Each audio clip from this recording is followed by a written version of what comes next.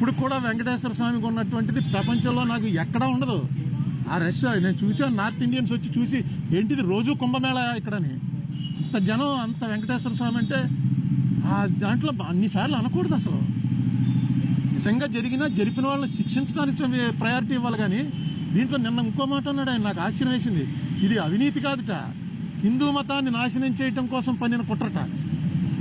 హిందూ మతం నాశనం అవటం, నాశనం అవడానికి చేయగలడా దీన్ని? అది కుట్రండి. ఎవడో తప్పు చేశాడు వాడిని పట్టుకోవాలి. ఇంకా కెమికల్స్ అవి ఉన్నాయంటున్నారు. ఆ కెమికల్స్ కూడా ఆయన ఇచ్చిన కంపారిజన్, మనం టాయిలెట్స్లో వాడే యాసిడ్లన్నీ తీసుకొచ్చి ఇందులో కలిపారని ఏదో రకంగా ప్రజల్లో ఒక ఎవర్షన్ పుట్టించాలి. తిరుపతి లడ్డు అంటే అంత టేస్ట్గా తినే వాళ్ళకి ఆ లడ్డు చూడగానే ఇందులో ఏముందోరా బాబు అని అనిపించే భయం కలిగించాలని సీఎం లెవెల్ మనిషి అలా మాట్లాడటం కరెక్టే? నేను సీఎం గారి ఇంటికి వెళ్తే నాకు కప్పులో టీ ఇచ్చారు. ఆ కప్పు పట్టుకుని ఇది ఏంటనుకుంటున్నారు ఈ మెట్లు, ఈ మెటీరియల్ మనం టాయిలెట్స్లో కమోడ్లు వాడతామే, ఆ కమోడ్ మెటీరియల్ తోటి కప్పు తయారు చేసే కప్పులో ఇచ్చారు. నిజమే, అది కమోడ్తో పోల్చడం ఏంటి? పింగాణితో అనేక రకాలు తయారవుతాయి, కమోడ్తో పోలుస్తారా ఎవడన్నా? నాకు ఎందుకు చాలా ఆశ్చర్యం వేసింది. ఏంటి ఇది ఇలా మాట్లాడు సీఎం గారు? ఎప్పుడు అంత బ్యాలెన్స్ తప్పి మాట్లాడు.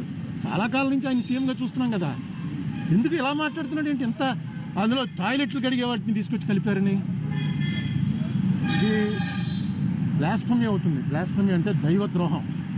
దయచేసి ఇలాంటి పనులు వద్దు. మీకు రాజకీయంగా ఖర్చు ఉంటే రాజకీయ ఖర్చు తీర్చుకోండి, కేసులు పెట్టండి, మీ చేతిలో పవర్ ఉంది. ఎవరైనా ఇదేంటి వెంకటేశ్వర స్వామి మీద, వెంకటేశ్వర స్వామిని అన్పాపులర్ ఎందుకంటే జగన్ క్రిస్టియనేనా?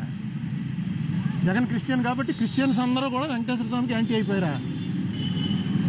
అసలు ఏ స్ట్రాటజీ మీద వెళ్తారు? బీజేపీ వాళ్ళు కూడా ఇప్పుడు ఇలా మాట్లాడలే.